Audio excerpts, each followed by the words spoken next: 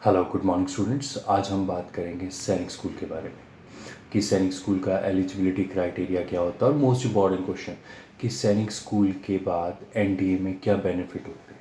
ठीक है, तो जब बात करते हैं हम सैनिक स्कूल के, अब सैनिक स्कूल में हमारे पास सबसे पहले होता है एडमिशन प्रोसीजर। जब हम एडमिशन प्रोसीजर की बात करते हैं ना, तो हमारे पास सिर्फ 2 क्लास में एडमिशन होती है, या तो क्लास 6 में होगी या फिर क्लास 9 में होगी। इसका प्रोसीजर क्या होता है?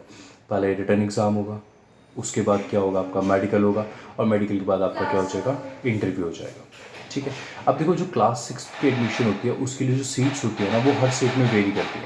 पर मैं अगर ऑन एन एवरेज की बात करूँ तो ऑन एन एवरेज जो सीट्स होती हैं वो होती हैं नियर अबाउट 100 to 120। और वहीं पे अगर मैं 9th क्लास की बात करूँ तो 9th क्लास में जो सीट्स होती हैं वो कितनी होती हैं, अराउंड 10 to 15। अब देखो, आप सोचोगे कि 9th क्लास में सीट्स कम क्यों हैं, 6th क्लास में सीट्स ज़्यादा क्यों हैं। ये ऐसा इसलिए होता है क्योंकि जितनी भी सीट्स हमारे पास सैनिक स्कूल में चाहिए थी ना, वो मैक्सिमम सीट्स फुलफिल हो जाती है हमारी 6th क्लास में। अब 9th क्लास तक आते आते देखो, आप सोचोगे वैकेंसी कैसे राइज हो रही है, तो वैकेंसी कैसे राइज हो रही है, उसमें से कुछ बच्चों को होम सिकनेस होगी, वो ड्रॉप आउट कर देंगे। कुछ अपने एकेडमिक को मैनेज नहीं कर पाएंगे, वो ड्रॉप कर देंगे। कुछ को मेडिकल इशू आ जाएगा और XYZ रीजंस होंगे जिनकी वजह से वो ड्रॉप आउट हो जाएंगे। तो उसकी वजह से हमारे पास 9th क्लास में जो होती है हमारे पास सीट्स वेरी कर जाती हैं, 9 to 10 ऐसे वेरी कर जाती हैं। अब नेक्स्ट जो हमारे पास आता है वो आता है फीस स्ट्रक्चर। जब हम फीस स्ट्रक्चर की बात करते हैं, इसका फीस स्ट्रक्चर जो होता है ना, वो ऑन एन एवरेज होता है 1,10,000। ठीक है, अब इसमें बेनिफिट क्या रहता है, आपको स्टेट गवर्नमेंट स्कॉलरशिप प्रोवाइड करती है। अब फिर से सेम है, हर स्टेट जो है वो स्कॉलरशिप डिफरेंट डिफरेंट प्रोवाइड करवाती है, पर ऑन एन एवरेज जो रहती है वो 30 to 40,000 रहती है। तो इट मीन्स आप वो स्कॉलरशिप अपनी पढ़ाई के लिए यूज़ कर सकते हो। तो आपकी कितनी रहेगी फीस, 1,10,000 में से 40 निकाल दो, नियर अबाउट 70,000 आपकी फीस रहेगी। अब होता क्या है, अब बच्चे सोचते हैं व्हाट आफ्टर 10th, मैंने 6 to 10th क्लास तक तो मैंने सैनिक स्कूल में कर लिया, अब 10th के बाद क्या करूँगा। देखो, तो हमारे पास सैनिक स्कूल में सिर्फ 2 स्ट्रीम्स होती हैं, आइदर चूज मेडिकल और नॉन मेडिकल। वहाँ पे कोई कॉमर्स आर्ट्स का है ही नहीं। तो आपके पास सिर्फ 2 ऑप्शन है, या तो चूज़ कर लो मेडिकल या चूज़ कर लो नॉन मेडिकल। ठीक है, अब नेक्स्ट आपका आता है कि होम सिकनेस तो मुझे भी हो सकती है। तो होम सिकनेस के लिए क्या है, आप अपने पेरेंट्स को मिल सकते हो वंस इन अ मंथ। ठीक है, बाकी आपके पास वहाँ पे टेलीफोन्स होते हैं, आप अपना फ़ोन नहीं ले जा सकते, वहाँ पे उनके टेलीफोन्स होते हैं जिनसे आप अपने घर वालों को कांटेक्ट कर सकते हो। इन केस अगर आपके पास अपना आप फ़ोन कैरी कर रहे हो तो आपको अपना फ़ोन जो है वहाँ पे सबमिट करवाना पड़ेगा। ठीक है, मतलब आप अपने हॉस्टल्स में फ़ोन यूज़ नहीं कर सकते, परमिसेस में फ़ोन यूज़ नहीं कर सकते, आपको वहाँ सबमिट करवाना पड़ेगा। अगर देखा जाए तो सैनिक स्कूल जो रहता है वो सेम नॉर्मल स्कूल की तरह रहता है, पर डिफरेंस क्या आता है, मेन क्वेश्चन तो ये है। पहला तो क्या होता है, जैसे हमारा जो टाइम ड्यूरेशन होता है ना, नॉर्मल स्कूल में क्या होता है, 8 to 2, 9 to 2। पर यहाँ पे क्या रहता है, morning 5 o'clock to evening 11 o'clock, ये टाइम ड्यूरेशन रहता है। मैं आपको प्रॉपर जो इनका टाइम टेबल रहता है ना सैनिक स्कूल का, वो किसी और वीडियो में आपको बता दूंगा। ठीक है, तो इस वीडियो में नॉर्मली रखते हैं।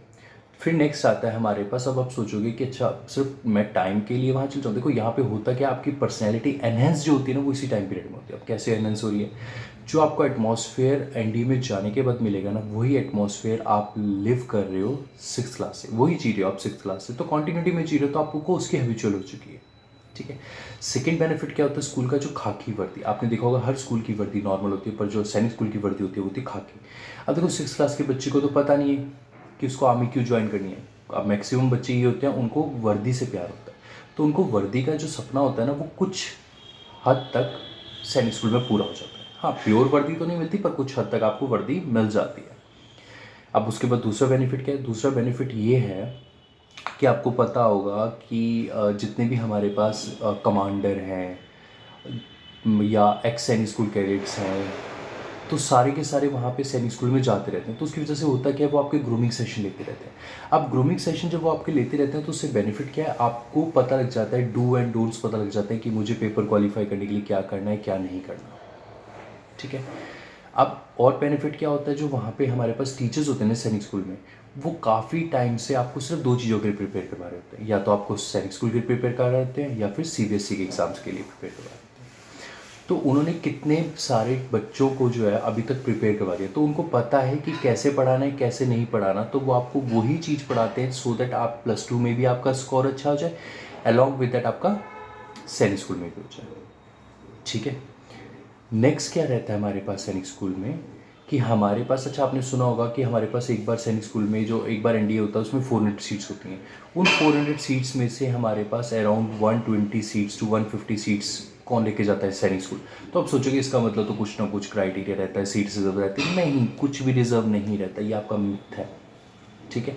अब आप सोचोगे तो इतनी सारी सीट्स वही क्यों लेके जा रहे हैं? इतनी सारी सीट्स वो इसलिए लेके जा रहे हैं क्योंकि देखो आप लोग क्या हो, आप लोग बाहर जब हो ना तो आपके दिमाग में आ रहा है आप जेई भी कर लो, नीट भी कर लो और XYZ पेपर की प्रिपरेशन भी कर लो।